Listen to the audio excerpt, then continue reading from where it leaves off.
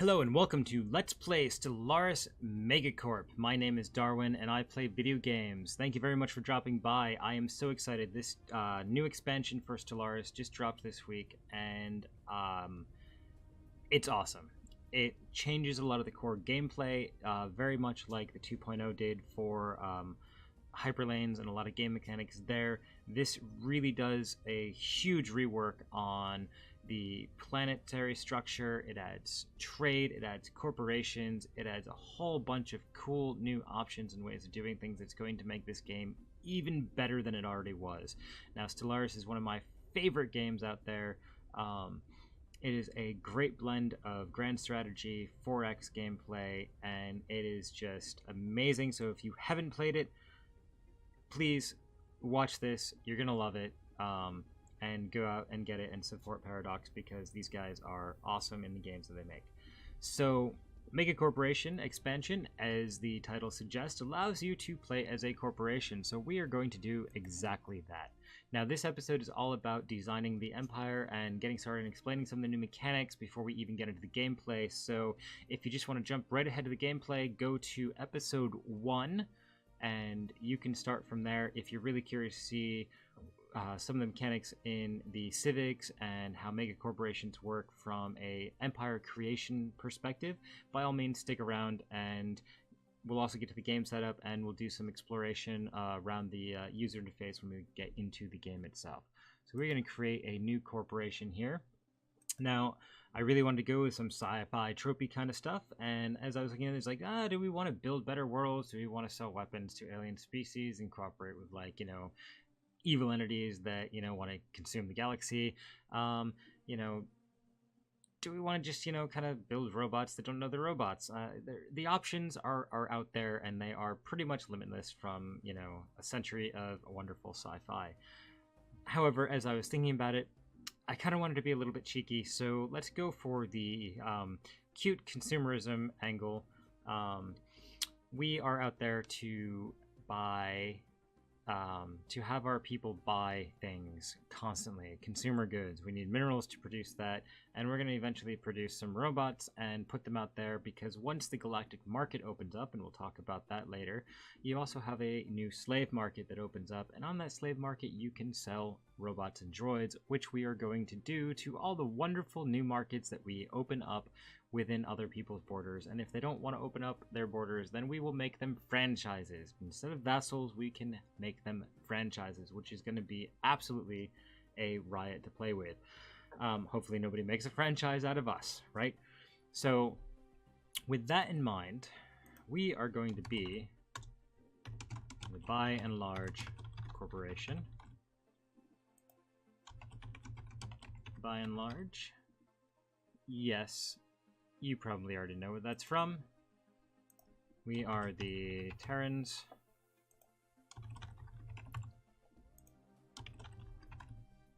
And let's see, ship prefix is going to be BNL. We are going to take the UNE leader names. Name and class. Homeworld is going to be Earth. So star name is going to be Sol. If I can click in the box, there we go. Starting system will be the Sol system. Continental world on Earth. City appearance, mammalian. It just looks the most appropriate for us. Reptilian also kind of does, but I really think the mammalian nails that human spirit in there. Alright. Our flag. So we're going to go for a corporate flag, and we're going to get as close to BNL as we possibly can. So I kind of like this design right here. Ship appearance, we're going to keep it at mammalian. I love those ship designs. Our ruler is going to be Chief Executive Officer Shelby Forthright. And let's see, corporate hairstyle, let's go through here. I think that works right there. Clothes. This looks like a futuristic suit. And right here we have a good backdrop that's kind of corporate-y and all of that kind of stuff. You can pretend that's like a modern whiteboard right there. Excellent. So we got all that out of the way. we're going to go to our traits. Now, we're going to roleplay this in the aspect of we need to grab a bunch of minerals to turn into things like consumer goods because we want our people to do their part and fill their cart, right? And with the internal markets and galactic markets, you know, if we have an overabundance of consumer goods, we can sell those bad boys out there and, you know, get the energy credits to buy whatever else we need, like minerals or alloys or other resources like that. So with that in mind, and with our whole theme in mind of rampant consumerism, we're going to go with industrious. So we get 15% minerals from jobs, and those would be miners. And when we go into the planetary screen, we'll take a look at that. So we're going to do industrious. We're going to do non-adaptive because we just kind of, you know, we go in and we just ruin the environments that we're in. So we're going to take that. Coming in here, we are conformists. So governing ethics attraction is plus 30% because we want our nice little materialists in there. We are going to be wasteful because consumer goods upkeep will be plus 10%. That will give us a little bit of a difficulty there just because we're going to have to keep an eye on producing a lot of consumer goods. And we have one more trait pick left. So we are going to be traditional. So we get plus 10 unity from those particular jobs. Now we go on to government and ethics. Now this is cool stuff. So we have our corporation right here. Holds an election every 20 years to elect a new ruler. We get a buff to our administrative cap of plus 20. Now, the administrative cap is new to Megacorp and the free patch, right? So it's a soft cap. Basically, as you expand and have colonies and pops and outposts and stuff like that, it starts hitting up on your administrative cap. You have 0 penalties to things like research and pop growth when you are under your administrative cap. However, once you start going over it, it starts giving you penalties to all those things. So being a corporation kind of encourages you to play tall, and in exchange for not really being able to expand like a mad fool, you get 2 cool things that you can do. Cool thing number 1 is you can build branch offices in other empires. Now, as a normal corporation, you need to have a commercial pact with that empire, and once you have that, you can build the branch offices. The branch offices will give you energy credits based upon the trade value of that world, and you can build certain buildings there that will provide other benefits, such as more energy credits or increase your naval capacity or provide amenities or alloys or something like that, just for it being there. If you are a criminal organization, which we'll look at when we look at the civics, you don't need that commercial pact, and you build criminal branch offices, which increase crime on the planets, and crime is another new mechanic that's been introduced. And you have buildings that increase the crime, and the higher the crime, the more benefit you get. And that's going to be really cool. Not quite appropriate by and large, so we're not going to do that for this playthrough, but it is a neat mechanic. So we're going to select corporate. And we are going to be fanatic materialists because we want the highest chance of getting those robots when we have them. We want their upkeep to be low. I also like the research speed. It's just really handy in zooming through everything. And we're also going to be xenophile because really we are looking for new markets. We want good little consumer aliens all around us. We want those commercial packs. We want people to like us so that we can give them a branch office. Now, this brings me to the second perk of being a corporate entity. And that's if, well, let's say we can't get the commercial packs. They don't want to open up their markets to us. So we're going to roll our big guns into their little islands of empire and say, hey, open up your ports. They're going to say, no, we're going to beat them down. Excuse me. And we're going to turn them into a franchise instead of a vassal. So that franchise will, you know, provide benefits to us, and they will spread the word of BNL to the galaxy at large. So we're going to go xenophile. It gives us good diplomatic influence upkeep at a minus 25%, so we can do things like guarantee independence and have a whole bunch of other packs that build up the trust and get people to like us. Probably won't go like Federation route. I don't really see that being in our roleplay, but we want people to make deals with us. We want to have better benefit from those deals, and since influence is still really important in this game, we don't want to be spending an arm and a leg of our influence doing all these things. It also gives us a bonus to trade value, and trade is another new mechanic. So there are planets with trade value, your star bases, your trading hubs, all that starts collecting and building trade routes. You have to protect that from pirates, and we'll take a look at that as we get into the game. But the additional trade value is always nice. Now I'm going to go down the civics. I'm not going to talk about each one, but I will pause briefly so you can pause the video, take a look, read it. If you have any questions, drop them in the comments, and I will answer as best as I can. So you have brand loyalty, criminal heritage, which is the one about making criminal organization, franchising, free traders, media conglomerate, private prospectors, ruthless competition, trading posts, and these 4 require special civics. So Gospel of the Masses requires you to have spiritualist to some degree. Endangered Assets requires authoritarian. Naval Contractors requires militarist. And private military companies also requires militarist. So we are going to go on brand loyalty, right? B&L. Everywhere. Everyone loves it, everyone wants it, everyone needs it, and if they don't think that way, well, they can watch our advertising, which goes on 24/7, 365, and you know what, all those other calendar rotations for other star systems, and they will become loyal to the brand. I'm also thinking private prospectors. This gives us a private colony ship, which only costs energy rather than alloys and food and minerals, but it also increases our administrative cap, and since we are going to have to play tall, we want highly developed planets, we're going to hit that cap, but we also do want to be able to expand somewhat reasonably, so we're going to take this just for that administrative cap. Now, this is all new, so maybe this isn't optimal. I don't really care about optimal. I think it is going to be a fun thing. So we're going to go there, and now we have our advisor voice. There are new advisor voices in here. You can do space communism. The springs of cooperation flow most abundant. Those who need will receive. Those who make will make wonders. We have a soldier. Hull integrity failing. Decompression imminent. It's been an honor, Captain. A diplomat. Knowledge, discovery, compassion, integrity, and hot tea. Earl Grey, I bet.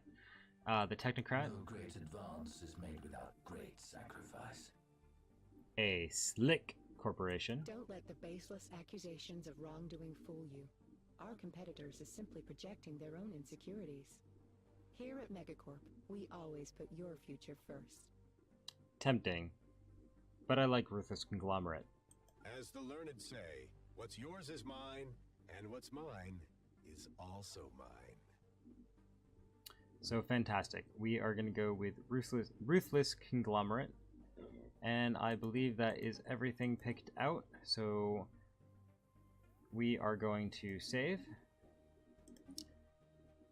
and we are going to take this. Now, our game details, we're going to be playing on a large galaxy, 4-arm spiral. 16 AI Empire seems kind of appropriate. No advanced AI starts. Variability on Fallen Empires and Marauder Empires. Marauder, not Marauda. Tech, Habitable Worlds, all at 1. Primitive Civilizations, I boosted to 2, so maybe we can uplift new markets. Crisis Strength, 1. No changes to any of the start years. Difficulty, we're going to put it on Ensign, just so we can kind of enjoy the playthrough. Scaling difficulty is off. AI aggressiveness is normal. Empire placement is random. Maybe we'll have a bunch of people near us, which I really hope, because that could get really interesting. And advanced neighbors, none. Hyperlane, abandoned gateways, and wormholes, all going to be default normal. And we have guaranteed habitable worlds. New slider here, so you can have either no guaranteed habitable worlds near you, 1 or 2. Before the game just defaulted to throw you at least 2 guaranteed habitable worlds. Since we're going to be playing tall, we might be crowded in. I want that at least so we have a shot at getting at least our 3 colonies going. Preferably, if we're lucky, we'll have a mineral colony, a mining colony, and then a farming colony, and that can support making Earth an ecumenopolis, which is a specialized planet, and we'll talk about that in just a minute. So here we go. We're going to hit play, and starting the new game. Here at By and Large, you can purchase anything. So By and Large Corporation is a mega corporation ruled by Shelby Forthright. In the eons since the first primitive Terran communities took shape in the meadows and forests of Earth, our civilization has spread and prospered. In the early days, our people were governed by primitive feudal realms and inefficient nation-states. Gradually, as global trade increased, the influence of private corporations grew steadily until their power far surpassed the governments that once tried to regulate them. After a series of mergers and violent takeovers during the destructive corporate wars, a single mega-corporation eventually emerged as the sole ruling body of our homeworld. Now, after the discovery of the Hyperlane Network, the finest minds of the By and Large Corporation have finished development of the first hyperdrives. The stars themselves are finally within our grasp, and with that, more customers, more markets. So we are in Earth, and already you can see some changes. We have some new icons, little buffs to how things looked. I think it looks a lot snazzier now. We have trade value now. So Earth has 36.42 collected by the Trade Hub. Now, the Trade Hub is on the space station. We have our shipyard. We have our trade hub, right? This gives us a collection range of trade. So we will go out. It has a collection range of +1. That will give us within 1 hyperlane jump. We can collect the trade from those systems. And down here, just the crew quarters, but you can also get like the off-world trading hubs that increase all this stuff, and it gets pretty cool from there. Just looking at the UI, you'll see a few new things. So we have our upper tile bar here. Yes, we have energy, yes, we have minerals, and yes, we have food still.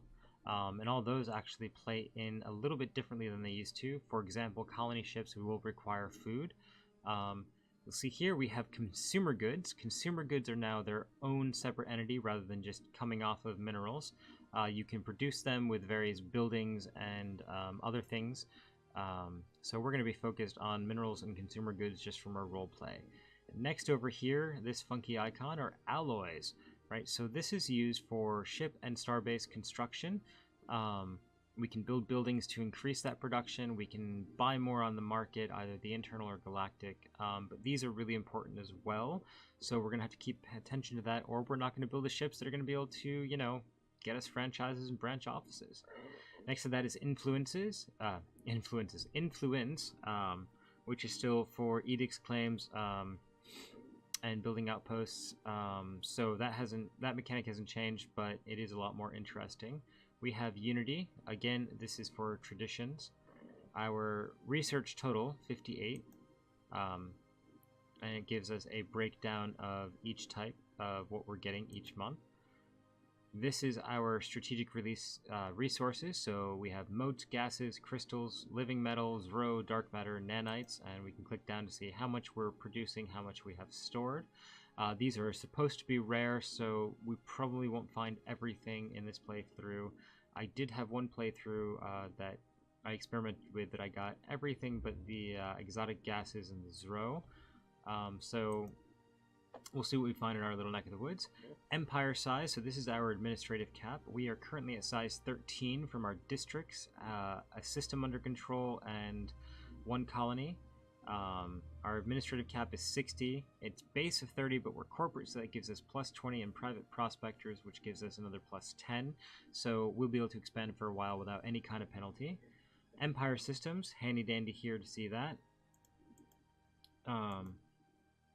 Empire colonies, and you can click on some of these and they'll bring you to the appropriate menus, which is really handy. Empire population. So instead of pops being, you know, one per tile and it's kind of bland and boring, the whole pop system has been redone, and as soon as we click on Earth, we'll show you that. Starbase capacity, how many we have, how many we can have, naval capacity, all that's the same. So coming over here to Earth, this screen, big change. So we have our nice little view here, and this will get bigger, I'm assuming, as we expand. But you can see already a lot of changes, like districts. So we have city districts. This provides a lot of housing on a planet, which you need for your populations. Now, again, it's a soft cap, so we can have homeless pops if we don't keep up with housing. That affects happiness and productivity and all of that fun stuff. Next, we have generator districts. So these are focused on energy. They do provide housing for the jobs that they allow. We have a mining district, again, mining jobs for minerals, and our agricultural districts, which give us food. Over here we have buildings. Now, building slots are actually unlocked as you increase in pop size. So right now we have one free building slot. When we hit 30 pops, which we're at 28, we'll get another building slot, and so on up to 75. So what do we have here? We have the planetary administration, which gives us executive jobs. It produces amenities, which keep people happy. Executives produce unity, amenities, and trade values. So keeping that up will definitely be something we want to do. Research labs. So all of our researchers will come here. Right now we have 2 jobs, and they turn our consumer goods into research points. So it'll be kind of cool to do a lot of research labs when we have a lot of consumer goods, and our research will get boosted very greatly right there. Alloy foundries, this turns minerals into alloys. So again, we do want to keep up with these because alloys allow you to build ships and star bases, and it's a scary galaxy out there, so we're going to need it. Civilian industries, minerals turn into consumer goods. Commercial zones, so this gives us clerk jobs that allow us to produce trade value and amenities. All good stuff. We have a trade value here. We get trade value from our pops, and this builds into the worth of the whole trading system. How many districts we have available, our current population, and how many jobs we have for that population. Amenities, which make people happy, and people use amenities. So right now we get a bonus of +6, but as our population grows and we're not producing so many amenities, that pop bonus for happiness will go down. How much housing we have, it'll tell us how much free housing we have. Current unemployment, we have no unemployed pops, which is good. Over here we have stability. Stability affects resource and trade value and immigration pull. So if we had more planets, people would be more attracted to a planet with higher stability. Crime. So crime is new to the game as well. We can get negative modifiers, lose energy, probably productivity, and if we have subversive elements, some eventual fire, if we have high crime to kind of root them out, or you can, you know, take bribes from them and everything is good there. Next, we have our population. So in our demographics, we have one type of pop that's allowed to grow at a time. Right now, we only have Terrans, so that's fine. This will grow. Pop assembly. So once we get our robots, we can set that to start assembling robots, which we will use for, you know, working, you know, worker jobs and stuff like that. Maybe put them in the mines and on the fields or something, and then we'll sell some of these poor souls for on the market. And pops can actually go in decline, but we'll cover that when we start seeing that happening. Pop approval rating, current population, migration, we have nothing, so there's nothing for them to migrate to anyway. Pop assembly capacity, and then it tells you about all your jobs and what they produce. So we have rulers, specialists, and workers. Armies, so you have buildings that produce defensive armies, and we can recruit regular armies. Decisions can take influence, or they can take some type of resource like consumer goods or food and provide a certain effect for each planet. And then over here we do have special names. So Empire Capital, this gives us some bonuses. Now as we go out, we do want to make Earth eventually an Ecumenopolis, which is covered in cities. So we'll get rid of these districts and replace them as we expand out there. But you have other planetary types, so if you put a planet with a lot of mining districts, then that planet will get a new title. I'm not sure exactly what it is off the top of my head, but you'll get special bonuses, and I believe the planet artwork itself changes, so we're really going to try to, get some of that going down the line. So yeah, that's it. One last thing to mention is we do have the new sidebar here, which I think is fantastic. Puts everything right at your fingertips. And we'll take a look at other things in here as time goes on and we explore the content in Stellaris Megacorp expansion. So with that, I'm going to put an end to this episode. The next episode will get us out there and making all of our early decisions and starting to play the game in proper, and we'll explain things as well as we go along as we encounter them. Don't want to spoil everything up front for those of you who haven't been following all of the Paradox announcements. So, if you like this, please hit like on the video. If you like what I'm doing, please subscribe to the channel, spread the word. Don't forget to hit the little bell and be notified whenever I post new videos. And with that, my name is Darwin. I play video games. I look forward to playing them with you. And I will see you on the flip side.